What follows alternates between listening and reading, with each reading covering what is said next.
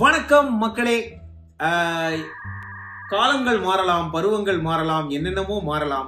நாங்களும் நிறைய மாறிட்டோம், நிறைய தனித்தனியா போய் ஷோ எல்லாம் பண்ணி உலகம் எல்லாம் சுத்தி இருக்கோம். திடீர்னு எங்களையே ஆச்சரியம் ஊட்டக்கூடிய அளவுக்கு எங்க போனாலும் எங்களை பார்த்து கேட்கிற அந்த கேள்வி என்ன அப்படிங்கிற என்ன கேள்வி கேட்பாங்க. நம்ம வாழ்க்கையில என்ன பண்ணிட்டு இருக்கீங்க நீங்க?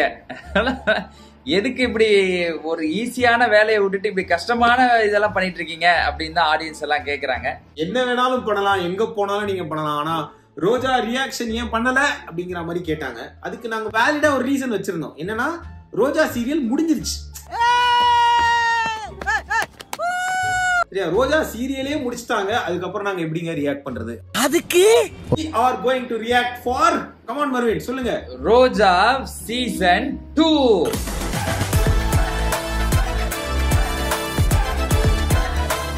இதனால எனக்கு ஏகப்பட்ட பப்ளிசிட்டி. இந்தாங்க 10,000 ரூபாய். அட இது நம்ம ரெண்டு பேரும் பேசிக்கிட்ட செட்டப் தானே. ரோஜா சீசன் 1 எப்படி முடிஞ்சிச்சு அப்படின்னு எங்களுக்கு தெரியாது. எங்க எபிசோட் எப்படி முடிஞ்சிச்சுன்னு எப்படி என்ன எதுக்கு ஆரம்பிச்சதும் தெரியாது, என்ன நடந்துச்சுன்னு தெரியாது, எப்படி முடிஞ்சிச்சுன்னு தெரியாது. சோ இந்த மாதிரி எதுவுமே தெரியாம, ஏன்னா ஆடியன்ஸ் எல்லாம் தப்பா நினைச்சுக்கிறாங்க. நம்ம ஏதோ 24/7 அதை பாத்துட்டு இருக்கிறோம் அப்படின்ற மாதிரி நினைச்சுக்கிறாங்க. சாரி மிஸ்டர் ரகுவரன், என்ன மன்னிச்சிருங்க. உள்ளுக்குள்ள தாப்பா போட்டுட்டு வெளியில இருந்து கதவு தட்டின எபிசோட யாரும் மறந்துருக்க மாட்டீங்க. ஐயோ யாராவது தரங்களே, ஐயோ யாராவது காப்பாத்தீங்க, ஏமா தாப்பாவை திறந்தா எல்லாரும் வெளியே வந்துடலாமேம்மா, ஏமா உள்ள தாப்பா போட்டு வெளியே வந்து எல்லாம் தட்டிட்டு இருக்கீங்க அப்படின்ற மாதிரி. அதை மட்டும் என்னால மன்னிக்கவே முடியாதா. சோ இந்த மாதிரி பல மெமரிஸ் நம்ம கொடுத்துருக்கு. சோ அதனால ஜெகனும் நானும் ஏன் ஃப்ரெண்ட்ஸுக்கு தான் ரீயூனியன் இருக்கணுமா, ரோஜாவுக்கு இருக்க கூடாதா அப்படின்னு சொல்லிட்டு ஃப்ரெண்ட்ஸ் காஸ்ட் எல்லாம் வந்த மாதிரி ரோஜா காஸ்ட்லாம் நான் எங்களாவது தேடின்னு இருக்காங்க. அதனால அவங்களை நாங்க இன்வைட் பண்ணல. சோ அதனால அடுத்த சீசனுக்கு ரியாக்ட் பண்ணலாம் அப்படின்னு முடிவு பண்ணிட்டோம். காஸ்டோடய சேர்ந்து சீரியல்ல உட்காந்து பார்க்கணும் ஒரு நாள். சோ எங்களுக்கு தோன்ற மாதிரி தான் உங்களுக்கும் தோணுதா அப்படின்னு தெரிஞ்சுக்கணும். அதான் எங்களுடைய ஆசை. இவங்க பண்றதெல்லாம் என்ன சார், அக்கிரமமா இருக்கு சார். இவங்களாம் பண்றது ரொம்ப தப்பு சார்.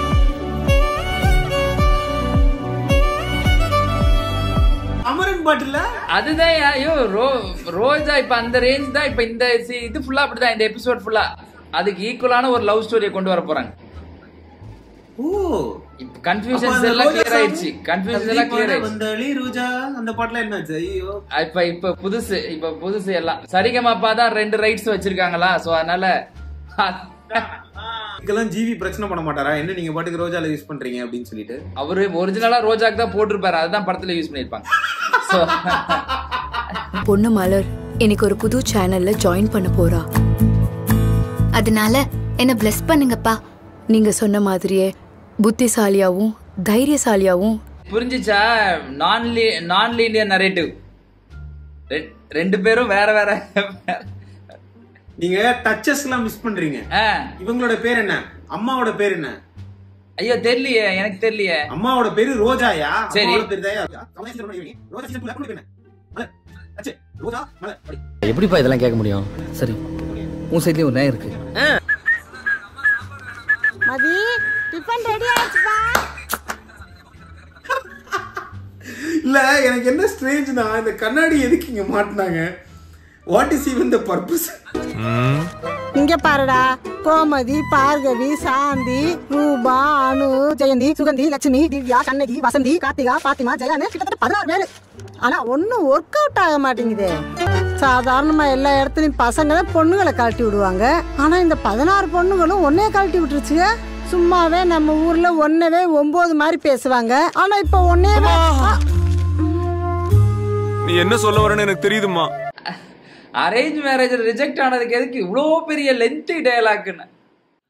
அது என்னன்னா இவ்வளோ ஃபீல் பண்றாங்க. அது ஆனா நீங்க சொல்றதுதான் நடந்திருக்கு. ஏன்டா கல்யாணம் பண்ணிக்கோ, ஏன்டா நல்ல நாள்ல அப்படின்னு நீங்க சொன்னது நடந்துருச்சு.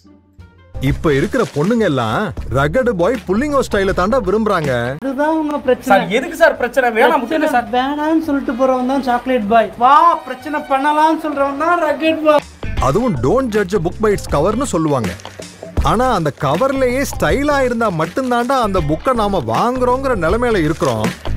அது எப்படி ஒரு 3-4 டேக்காவது போயிருக்கும்னு எனக்கு தோணுதுன்ற சார். அந்த லைனை விட்டீங்க பாருங்க அப்படின்னு. அது don't judge book by cover, அது ஒரு நேச்சுரலா வந்த மாதிரி தெரியலன்ற. இது வந்துட்டு எந்த அளவுக்கு இந்த ரகட் பாய் அதெல்லாம் சொல்றது வந்துட்டு நமக்கே பழசா இருக்கு. நம்மளே வந்து பூமர்ஸ், நமக்கே இதெல்லாம் ரொம்ப பழைய டைலாகா இருக்கு. Boomer boomer boomer boomer. நம்ம இந்த சீசன் 2 யங்ஸ்டர்ஸை கவர் பண்ற மாதிரி எடுக்கிறோம் சார். ஃபுல்லா யங்ஸ்டர்ஸ், யங் 2K கிட்ஸ் பேசுற டேர்ம்ஸ் எல்லாம் வச்சு எடுக்கிறோம். அப்படின்னு தான் அவங்க மைண்ட்ல இருக்கு. மாடர்ன் உலகம் இந்த காலத்து இளைஞர்கிட்ட எனக்கு பிடிச்சதே. லோகேஷ் கனகராஜ் 10 படத்துக்கு அப்புறம் படமே எடுக்க மாட்டேன்ட்டு உட்காந்துருக்காரு. ஆனா நீ 17, 18 லிஸ்ட் போய்கிட்டே இருக்கு. மேல் நம்ம எவ்வளவு ரெஃபரன்ஸ் வருது கவுண்ட் பண்ணோம். இன்னும் ஞாபகம் வச்சுக்கோங்க, பையனுக்கு முதல் நாள் வேலை, அர்ஜென்ட்டா கிளம்பணும். இவங்க என்ன பேசின்னு இருக்காங்கிறத மட்டும் பாருங்க, சரியா? இன்னும் அவன் வேலைக்கு போறதுக்கான ஒரு ஸ்டெப் கூட எதுவுமே இல்ல. ஐயோ மகனே, அத பத்தி யோசிக்கவே இல்லையே. அதுக்குள்ள லோகேஷ் கனகராஜுக்கு போயிட்டாங்க அவங்க. ஏமாயந்தான் என்ன விஷயம்? பாஸ்போர்ட் தான் அப்ளை பண்ணிருக்கானா? அதெல்லாம் இல்லம்மா, அவரை கூப்பிடுங்கம்மா. வெரிஃபிகேஷனுக்கு வந்திருக்கீங்களா? டே மதி, என்ன ஏன் பாஸ்போர்ட் அப்ளை பண்ணிருக்கீங்களா? அதெல்லாம் ஒண்ணு இல்லன்ட்டாங்க. அப்புறம் என்ன அடுத்த லைன் வெரிஃபிகேஷன்? அதான் ஒண்ணு இல்லன்ட்டாங்க. அப்புறம் வெரிஃபிகேஷன் வந்திருக்கீங்களா? எனக்கு சரியா புரியல, கொஞ்சம் புரியற மாதிரி சொல்லு. திடீர்னு போலீஸ் கான்ஸ்டபிள் உள்ள வந்துட்டு ஓ பாஸ்போர்ட்டுக்கு வந்திருக்கீங்களா? ஓகே. இல்லம்மா, ஓ வெரிஃபிகேஷனா? லைஃப் லாங் வெளியவே வர முடியாது. உன் கரியரே ஸ்பாயில் ஆயிடும். ஒழுங்கு மரியாதையா அவளை டிஸ்டர்ப் பண்ண மாட்டேன்னு எழுதி கொடுத்துருக்காங்க. புரியுதா? டாடி, மாலதி. சாரி கேளு. டேய் ஹே மாலு. டாடி, மாலதி. நீ எதுக்குடா செல்ல இங்க வந்த? இவங்க என்ன சும்மா விசாரிக்கதான் இங்க கூட்டு வந்திருக்காங்க. பைத்தியக்காரத்தனமா ஏதேதோ பண்றா மேடம். ஒரு நாள் பெசநகர் பீச்ல ஒரு தெருநாய்க்கு பிஸ்கெட் வாங்கி போட்டேன். மறுநாள் பார்த்தா 10 தெருநாய்களை வீட்டுக்கு புடிச்சிட்டு வந்துட்டான் மேடம். அது லவ் மேடம். என்ன அப்ப கூட வெரி ஸ்வீட்னு சொல்லி ஏன் காசு எடுத்து அத்தனை நாய்களுக்கும் பிஸ்கட் வாங்கி கொடுத்த? அது ரோஜா சீரியல் ஃபேன்ஸ் வந்து தப்பா நினைச்சு கூடாது. போன சீசனாவது பார்த்து ரியாக்ட் பண்ற மாதிரி இருந்தது. இந்த சீசன் முதல் எபிசோட் ரசிக்க மாட்டாங்க சொன்னா கேக்குறியா? புரிஞ்சவர்களுக்கு புரியும் என்று நினைக்கிறேன். உண்மையிலே நீங்க வந்து ரொம்ப நேரம் தாண்டிட்டோம் அப்படின்னா நீங்க தப்பா நினைச்சுக்கிறோம். 12 நிமிஷம் தான் தாண்டி இருக்கிறோம். அதுவே தாண்டலாமா இல்ல இதோடயே தொடரும்னு போட்டுலாமான்னு முடிவுல போயிட்டு இருக்குதுன்னு. இவர் இன்னும் வேலைக்கு போல. பை தி வே, லவ் பண்ணி டார்ச்சர் பண்றாங்க, அது பிரிக்கிறதுக்காக போலீஸ் ஸ்டேஷன் வந்திருக்காங்களாம். நியாயமா இருந்தா ஒரு போலீஸ் இந்த டைம்ல என்ன பண்ணிருப்பாங்க? டேய் என்னெல்லாம் பார்த்தா என்ன லூசா இருக்கா, நீ 1000 வேலை இருக்கு. இதெல்லாம் மேட்டர் கிடையாது. இப்ப அவங்க அப்பா ஒரு டயலாக் அடிப்பாரு பாருங்க, வெயிட் பண்ணுங்க. அவர் ஜோக்கு தான் வெயிட்டிங். இப்போ எனக்கு சுகர் பிஸ்கெட் வாங்கணும்னு காசு கேட்டா, மாசம் பிறக்கல சம்பளம் வரட்டும்னு என்கிட்ட சொல்லிட்டு இங்க 10 நாய்க்கு பிஸ்கெட் வாங்கி போட்டிருக்கேன்.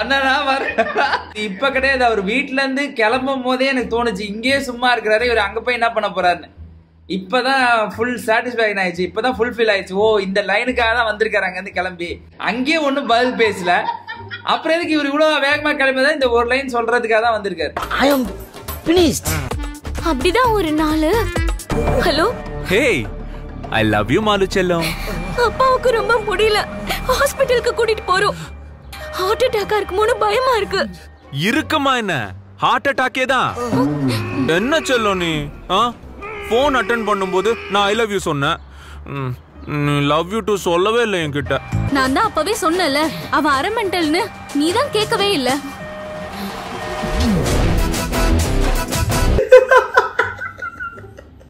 எனக்கு தெரிஞ்சு இந்த எபிசோட் நீங்க பார்த்தாலே உங்களுக்கு தெரியும் நாங்க இதை ரியாக்ட் பண்ணாம 4 வருஷம் இருந்தோம் அப்படின்னு சொல்லி. ரியாக்ஷன் வீடியோ பாக்குறீங்களோ இல்லையோ, முக்கியமா எபிசோட பாருங்க. எபிசோட பார்த்துட்டு இதே சீரியலே நம்ம தொடர்ந்து ரியாக்ட் பண்ணலாமா இல்ல வேற ஏதாவது சீரியல் இருக்கா அப்படின்னு நீங்க சஜஷன்ஸ்ல பண்ணீங்கன்னா